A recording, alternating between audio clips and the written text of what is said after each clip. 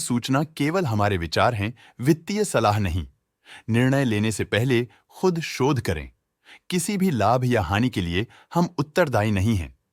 आज हम देख रहे हैं Mangalore refinery and petrochemicals limited के 2025-26 Q1 की standalone financial performance. Starting with the sales, पिछले क्वार्टर से सेल्स में -24% का डिक्रीज हुआ है, मगर कंपनी ने पिछले साल के मुकाबले मार्जिनल सेल्स डिक्लाइन रिपोर्ट किया, around -10%। Expenses -20% quarter on quarter decrease हो गए हैं, जो साल भर के -6.5% के डिक्लाइन के साथ अलाइन करता है। एक्सपेंसेस में डिक्रीज अच्छा है, लेकिन सेल्स में डिक्रीज निराशा की बात है। ऑपरेटिंग प्रॉफिट, जो पिछले साल के कंपैरिजन में -130.5% डाउन हुआ है, quarter on quarter around -116% decrease हुआ है। Operating profit margin OPM annual basis पे -3.5% से डिक्रीज हुआ है और पिछले क्वार्टर के कंपैरिजन में -5% से डिक्रीज हुआ है। एक्सेप्शनल आइटम्स को ऐड करके अदर इनकम पिछले क्वार्टर के कंपैरिजन में 0.5% बढ़ गई, बावजूद इसके ईयरली डिक्लाइन -15% हुई है।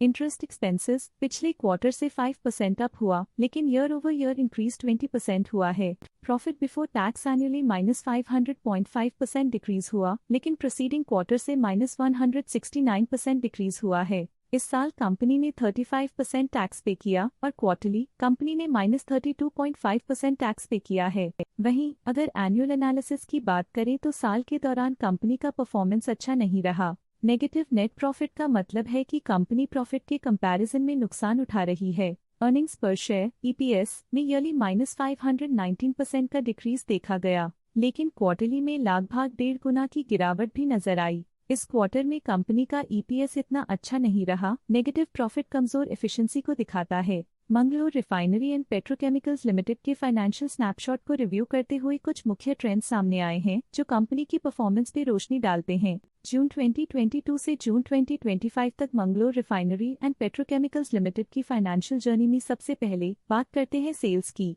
इस साल सेल्स में -4.5% की गिरावट आई है और पिछले 4 सालों में भी -4% की गिरावट देखी गई है, जो एक लंबे समय तक गिरावट को दर्शाता है। 3 साल पहले के बढ़ती हुई सेल्स के बाद पिछले 2 सालों से सेल्स गिर रही है, जो ग्रोथ मोमेंटम बनाए रखने में चुनौतियां दिखाता है। अब बात करते हैं एक्सपेंसेस की। इस साल एक्सपेंसेस 0.5% बढ़े हैं और 4 सालों में 4.5% का इजाफा हुआ है। इस साल हालांकि एक्सपेंसेस सेल्स से थोड़ा ज्यादा बढ़े हैं, मगर ग्रोथ रेट्स का करीब होना स्टेडी ऑपरेशनल कॉस्ट को दर्शाता है। चैलेंजेस से गुजरते हुए ऑपरेटिंग प्रॉफिट ने इस साल -84% की डाउनटर्न देखी, जो एक ट्रेंड को कंटिन्यू करता है, पिछले 4 सालों में -89.5% की डिक्लाइन के साथ।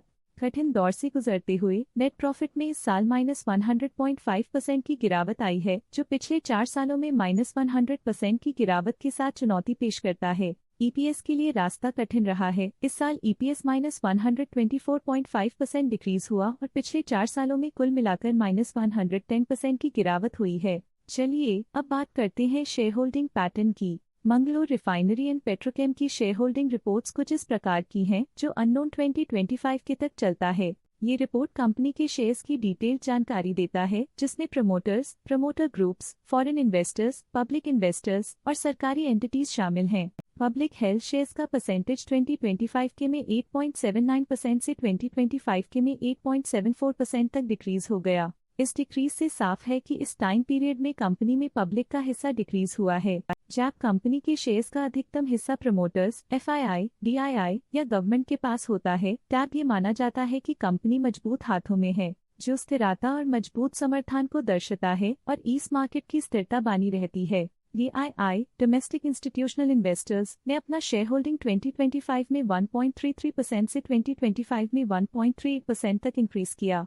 ये बताता है कि डोमेस्टिक इंस्टीट्यूशंस ने कंपनी में अपना इंटरेस्ट 0.05% तक इंक्रीज किया है। ये था कंपनी का करंट शेयर होल्डिंग पैटर्न। अब नजर डालते हैं मंगलोर रिफाइनरी एंड पेट्रोकेमिकल्स के स्टॉक रिकमेंडेशन पे। लॉटस स्टॉक का करंट प्राइस 154.75 रुपीस चल रहा है। मोतीलाल ओसवाल ने स्टॉक की सेल रिकमेंडेशन दी थी। उन्होंने स्टॉक का टारगेट प्राइस 105 का अनुमान लगाया था। रिकमेंडेशन के समय स्टॉक का प्राइस 135.6 चल रहा था, जो करंट प्राइस से -21.5% डाउन है। प्रभुदास लिल्लधेर ने स्टॉक की होल्ड रिकमेंडेशन दी थी। उन्होंने स्टॉक का टारगेट प्राइस 136 का अनुमान लगाया था। रिकमेंडेशन के समय स्टॉक का प्राइस 135.6 चल रहा था, जो करंट प्राइस से 1.5% डाउन है। आज के लिए फाइनेंशियल सेक्टर में इतना ही। देखने के लिए धन्यवाद। स्टॉक लेटेस्ट न्यूज अपडेट के लिए चैनल को सब्सक्राइब करें और वीडियो को लाइक एंड शेयर करें।